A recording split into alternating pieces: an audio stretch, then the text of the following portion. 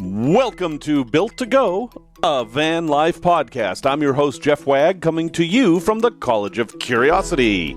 This is episode 127, and this time we're going to talk about not going anywhere in your van. That is, what if you've decided to stay stationary for a long period of time? What should you do to prepare yourself and your van?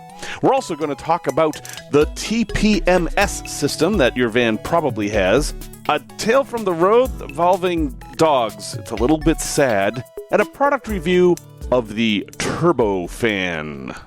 Hello everyone, welcome back. Very glad to be here with you, wherever you are and whatever you're doing. So, of course, people are talking about gas prices and what are we going to do and everything's so expensive and blah, blah, blah. I mean, ultimately, well, this stuff affects everybody to different degrees and some people quite seriously. We're still going to do what we're going to do, and that is where we should focus. So, I'm in a situation where I have a stationary vehicle. That would be the Tiki Bago, which, for those who haven't heard previous episodes, is a 1972 Winnebago Indian that somebody converted into a tiki hut that I drove across the country and is currently sitting along the Illinois River in north central Illinois. And it's not going anywhere. I mean, it's drivable, but I'm not going to move it. It's permanent. And that got me thinking that, hey, I've got this vehicle that's going to sit here. I bet there's a lot of other people who have vehicles that they aren't going to move very much, whether due to gas prices or circumstances, or maybe just because they're happy where they are. Whatever the situation might be, here's some things you should know if you're not going to use your vehicle for an extended period of time. Now, what's an extended period of time? Well, I'm talking about months or, a month or so. But some of these tips are going to be useful no matter what. So let's just dive right in.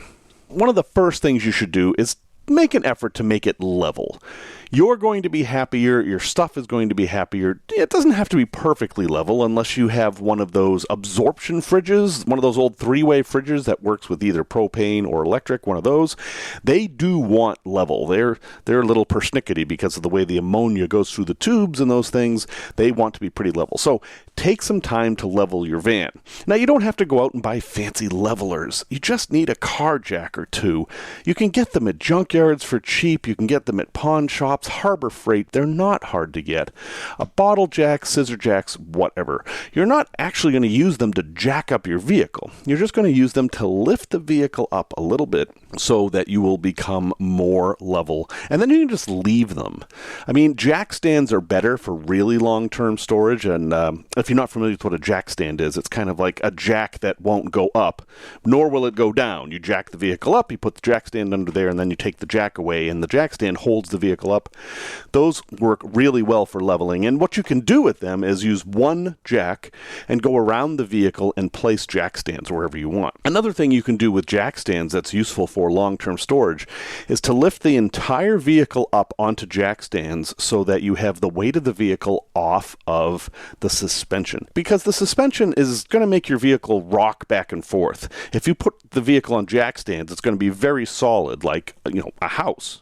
Now, jacking your vehicle up and using jack stands does require some knowledge, and it does require a good knowledge of safety, so make sure you're jacking up in the right place and make sure you've done some research on how to do this. Another thing to consider when you're going to park long-term is the sun. See, a moving vehicle, the sun hits it, obviously, but the sun hits it from all different angles. When you are parked in one place for a long period of time, the sun is going to be directly hitting certain parts of your van every day, all day as long as the sun's up, and that can cause some problems. For example, your tires, which are black, are very susceptible to the sun. And it's recommended that you cover your tires if they're going to be sitting for a long time so that the sun doesn't destroy your tires, because it will in time.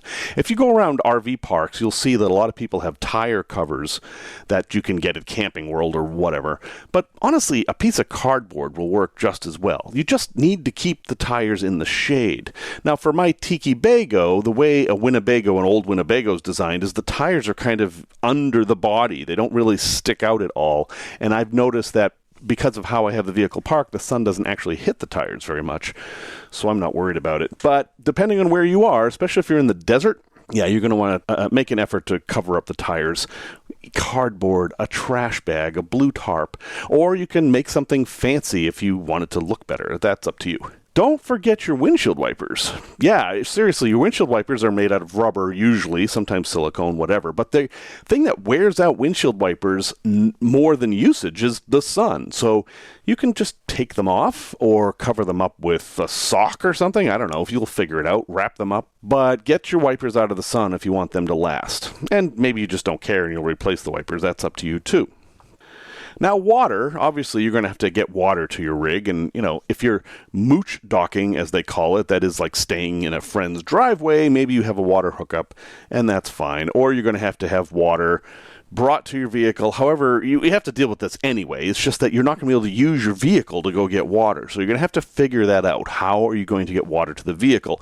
The way I have it figured out for the Tiki Bago right now is that in my van, which I have separately, I have a 5-gallon jug, and every time I go down to the Tiki Bago, I fill up the 5-gallon jug and add that to the 40-gallon water tank that is in the Tiki Bago. And I find that I don't really use 5 gallons in a couple days. And if I do, I will go get more water. But that's how I'm handling it.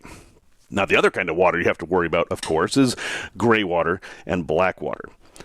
Now, gray water, controversial as it is, depending on where you are, it may be okay to just let it drain on the ground. Lots of controversy about this. No matter what you say, people are going to be on both sides of it.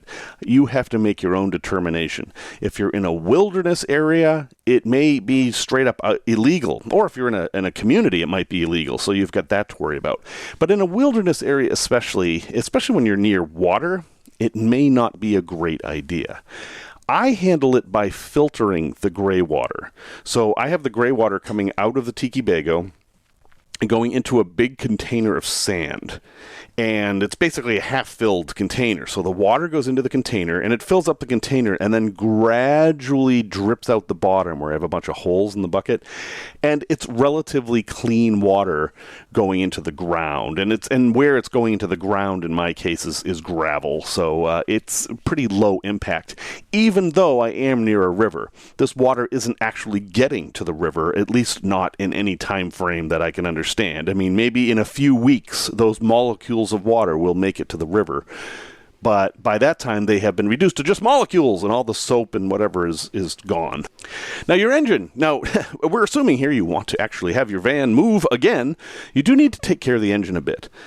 Gasoline expires. It doesn't last forever. And this is the tricky thing, right? So you have fuel, you're not going to use it, but you also don't want it to go bad. So do you want to have the tank be empty? There's problems with that, because if you don't have the tank full of fuel, that extra space in the tank can be then filled up with moisture, and that's bad. So the recommendation I've seen is that you do want to leave it full, but you may want to add a stabilizer. And you can buy this at any auto parts store. You can just go in and say, hey, where can I find fuel stabilizer? And you can get one of those containers and read the instructions and do that, and that will help you from getting into the really bad situation of having a tank full of bad fuel. That is a no fun situation, and a lot of people who've renovated old RVs face this, and yeah, you don't want that. Also, I think it's wise to start the engine every once in a while. With the Tiki Bago, every time I go down, I start it and I run it until it gets up to temperature, and then I turn it off. That keeps everything lubricated, keeps all the parts going, and also lets me know that the thing is still running. That way, I'm not going to have a shock if I need to move it for some reason. Another thing to consider is the roof. Now, this time of year, everyone's thinking about heat. Some of us are really thinking about heat this time of year. If you're going to be stationary, you have the option of doing things on your roof.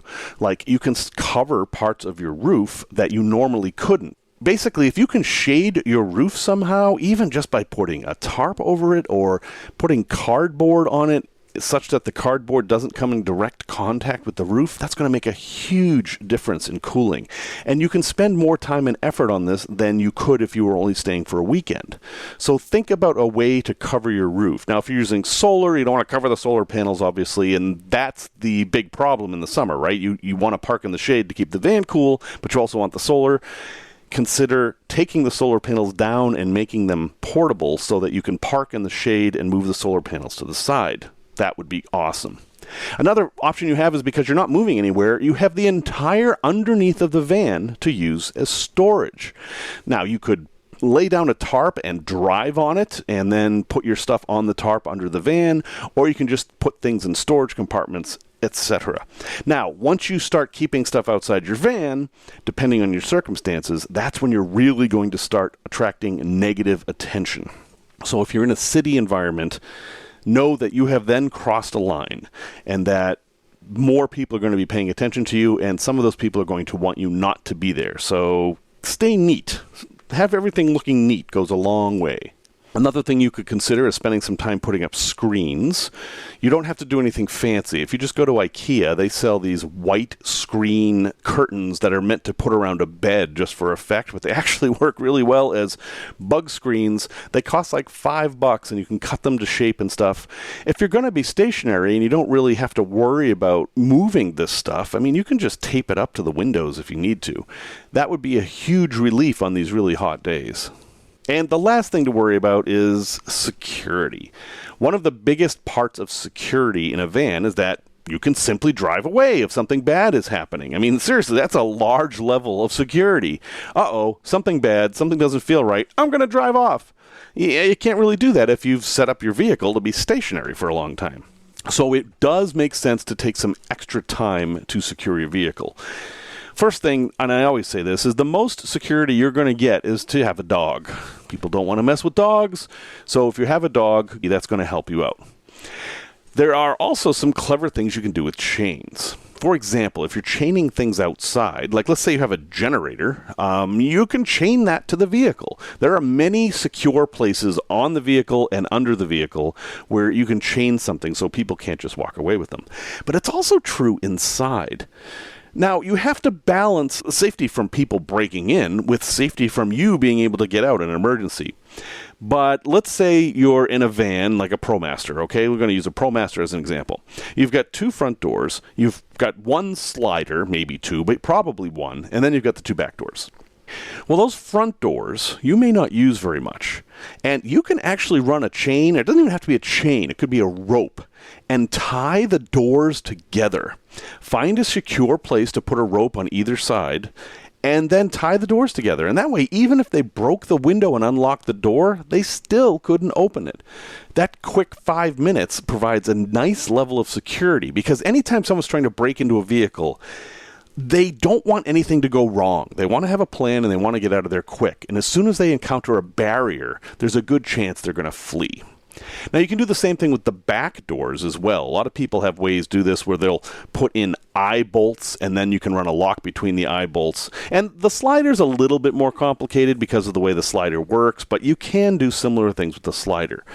But remember, if you do these things, you're eliminating ways for you to get out of the van in case of an emergency. So if you do that, do it smart. Obviously, I'm just scratching the surface here, but it is a change of mindset to be stationary versus being mobile. And hey, if this is the summer where you're going to be stationary, go ahead. Make that change and make the best of the situation you're in. Tech Talk. Let's talk about TPMS. You may have seen those initials, and you probably your first encounter with TPMS was to see that flat tire icon on your dashboard. Yeah, so TPMS is Tire Pressure Monitoring System, and a lot of modern vehicles have this. And it's basically, in the most primitive form, it's just a way for the car or the van to tell you that you have a flat tire. I mean, that's all it's trying to do. Most of them will have just a light on the dashboard that says, you've got a flat tire or your tire is low. The way these things work is a little bit clever. Inside each tire, there is a tire stem, and on the other side of that tire stem is this little sensor thing, and it senses the pressure inside the tire. Now, if you're thinking about this, you're probably wondering, okay, so the sensor is inside the tire. How does it get the data to the vehicle? Because obviously you can't have a wire doing anything because the wheel spins.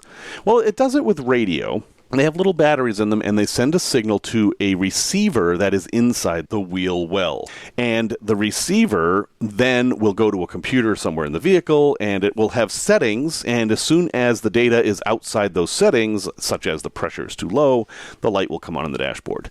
And then you have the fun thing of figuring out which tire is low. Unless you have a fancy vehicle, some of them will tell you which tire is low. Okay, so that's how they're supposed to work, and every time you get the tires changed, they're supposed to be inspected to make sure they work. But sometimes this doesn't happen. It's a very common scenario that if you go to, say, Jiffy Lube and they change your oil and they say, hey, we rotate your tires for so much money, and you say, okay, fine, rotate the tires. They'll rotate the tires, but they won't change the tire pressures. So in most cargo vans, the rear tires get a lot more pressure than the fronts. I mean, it could be like 80 pounds per square inch in the back and 60 pounds in the front, depends on the van and a whole bunch of other things. If they rotate those tires and don't change the parameters, then suddenly you've got 2 low tires in the back and 2 overfilled tires in the front. And most of the time, TPMS won't even report overfilling. So that's basically how the system works. If you do get that light on the dashboard, check to see if you have a low tire. And for most of us, that means we're going to have to go check the pressure at each tire individually, and then fill it up, and you're probably done. And you'll most likely have to do this when it starts getting cold, because, when air cools, the molecules get closer together, there's less pressure, and that little thing goes off. So anyway, that's just an explanation of how TPMS works. It is a good thing to have. It is not just a pain in the butt, because it will warn you if you're driving on the highway and you suddenly have a flat, and that can save you from some really, really bad things. Product review. So, RoadPro. You're familiar with RoadPro, the trucker's friend. They are the 12-volt company that makes all types of things that run on 12 volts. Refrigerators and stoves and crock pots and stuff. And they also make fans. And you see these things all the time at larger truck stops, and you can get them on Amazon or whatever. But when I was driving across the country in the Tiki-Bago, I did not have a fan. I was a little surprised to see that there were literally no fans at all in the Tiki-Bago. And so I went to a truck stop and picked up a fan. Now, I knew that at home in my van, I had an oscillating 12-volt fan that also is a RoadPro, so I didn't want to get exactly the same thing. I wanted to get something a little different. And what I got was the RoadPro Turbo Fan, because, it's got the name Turbo in it, so it's fancy. No, actually, though, this one is called a turbo fan because it kind of is like a turbo in that it is a fan in a tube rather than a big blade that's in a cage. This fan provides high airflow in a very directional sense. So this fan would be good for somebody who wanted air blowing on their face while they're driving, but nowhere else. This is not a good general ventilation fan. And yeah, this thing does blow a lot of air. I love having air blowing on me, and I don't like this thing on high. It's too much air. So if you're looking for a lot of airflow in a small space, this could work. It's a little strange how it's controlled. So there is a cigarette lighter plug, and then a cord that goes to the fan, and the fan comes with a clip that's pretty strong, and you clip it onto wherever you want.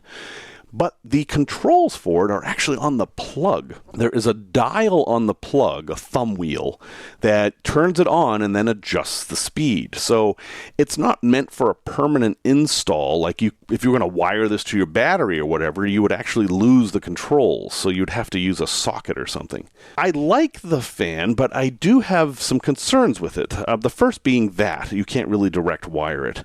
The second being it's loud, and it's not loud in a white noise kind of general, like, oh, I can sleep now kind of a loud. It's just freaking loud. It's like screaming at you. And that's just the nature of having high airflow through a tube. It's just loud like that. I mean, jet engines sort of kind of work the same way, and they're pretty loud, so you can kind of see the concept there. Anyway, I'll have a link in the show notes. I recommend this fan for people who are looking for a lot of airflow aimed at a certain place. It's also good for portability. This would be an easy fan to travel with. It would travel well in a suitcase.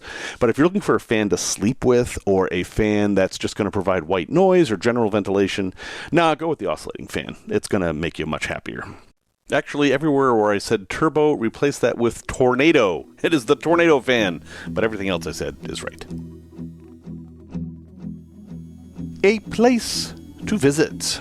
So suddenly I got a call and off I went to Wilmington, North Carolina, which, as much as I've traveled, I had never been to Wilmington before.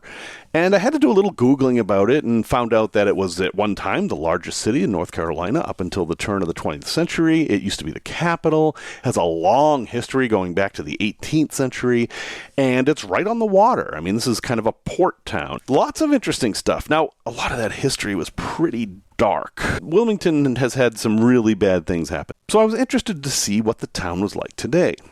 Now, most of the time when I do these place to visits, I'm recommending that you go visit a place. With Wilmington, I'm not recommending it, but I'm not recommending it.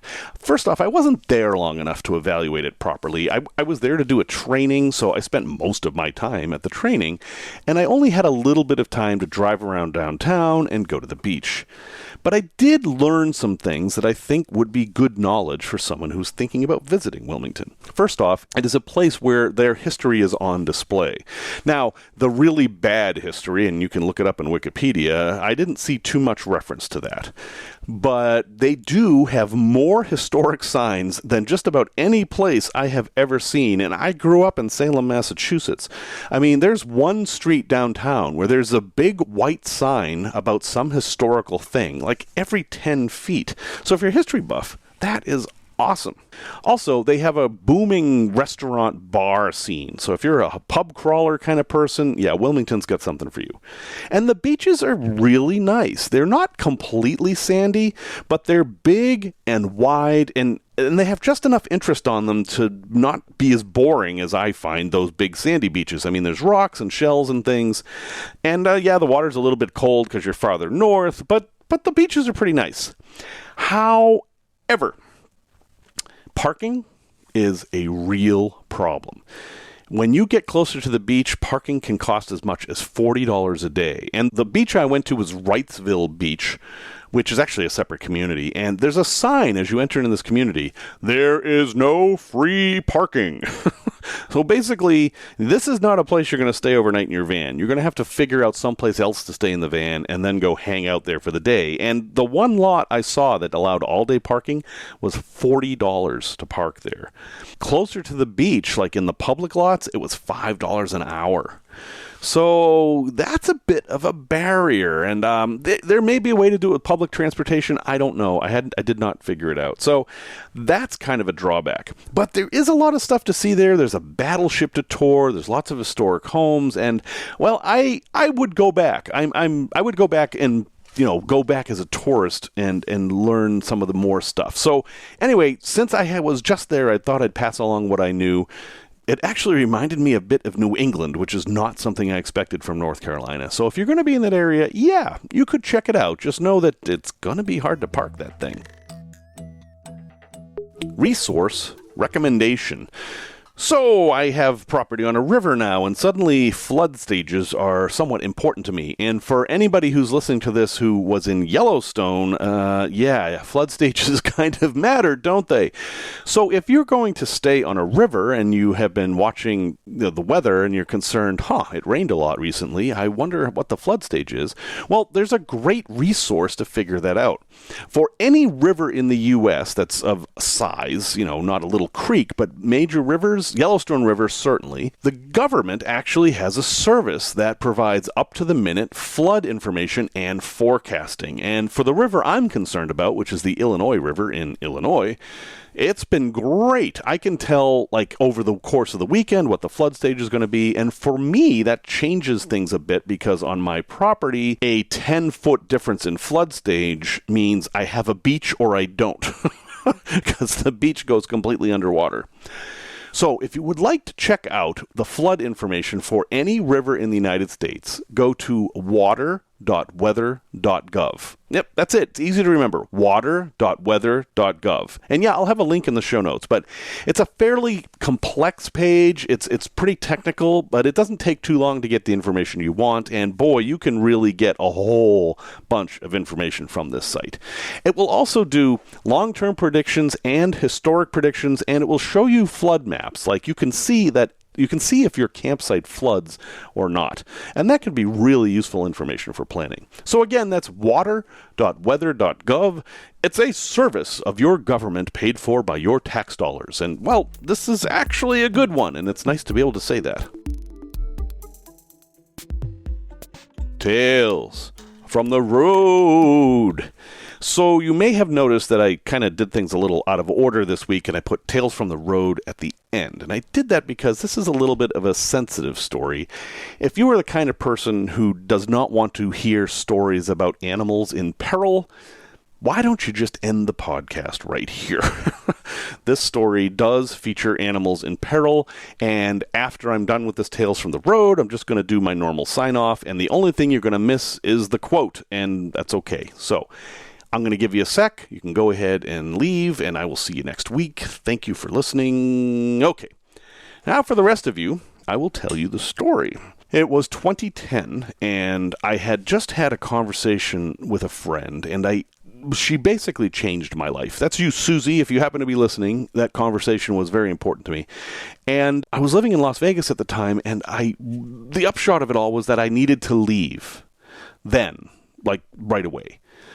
I literally packed up my apartment and left Vegas in a day. And this was a fully furnished apartment.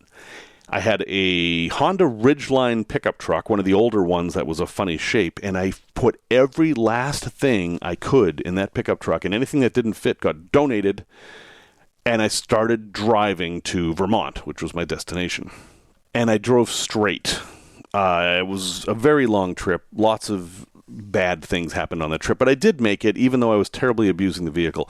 But one of the things that happened was that I was driving through, I think it was Indiana, and it was fairly busy traffic, but we were maintaining speed. We were doing maybe 65 miles an hour, and it was fine.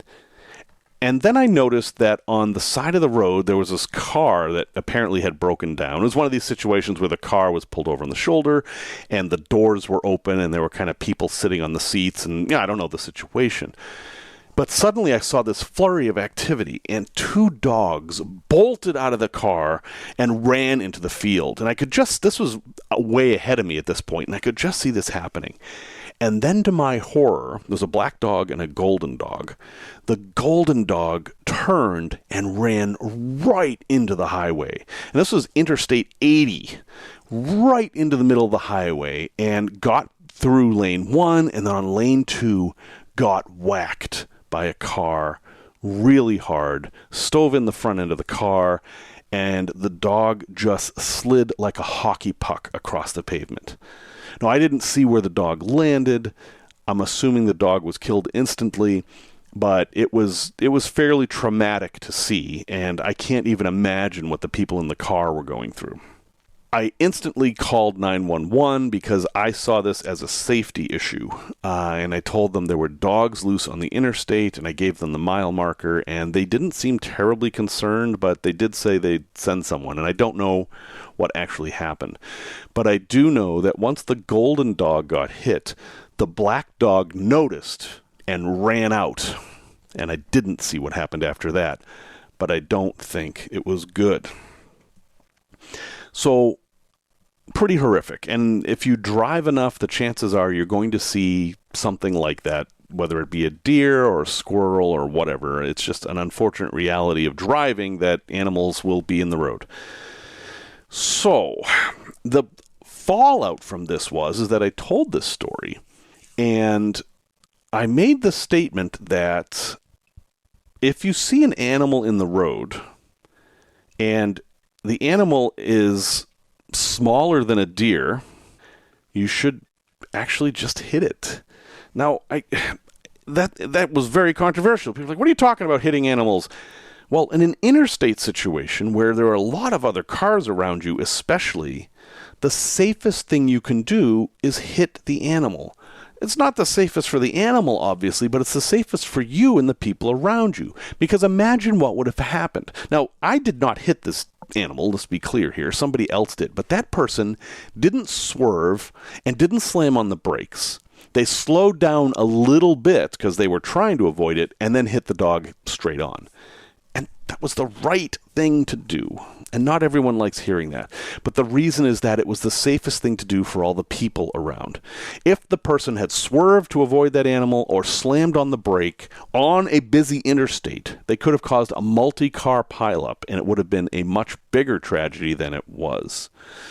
So my advice to folks, and they don't like it all the time, and I'm sorry, but I have to say what I think is ethically the best, is that if you encounter an animal in the road and you are near other cars traveling at speed, don't change anything. You can take your foot off the gas, but don't slam on the brakes, don't swerve.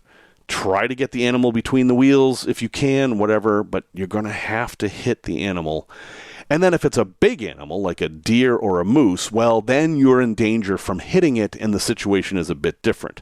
Then you have to do emergency maneuvers to try to avoid that. All this happens so quickly, you're going to react, and you're going to do what you're going to do. But try to avoid the reaction of drastically altering how you're driving, because you could actually cause more damage than just the death of an animal. So, yes, not a fun story, not a good story, but hopefully a story that you guys never have to live. But if you do, I ask you to consider doing what that driver did, even though I'm sure they felt horrible about it. Well, folks, on that happy note, thank you for listening to this week's episode, number 127. Music, as always, is by Simon Wagg. If for any reason you need to get a hold of me, you can find me at jeff@builttogo.com. That's 2 T's, not 3, not 1. We're also on Facebook and Discord and Instagram and Twitter, although I'm not really very good at many of those things. And until next time, remember these words from the Tampa-Hillsborough Expressway, although I imagine they did not come up with this. Leave sooner, drive slower, live longer.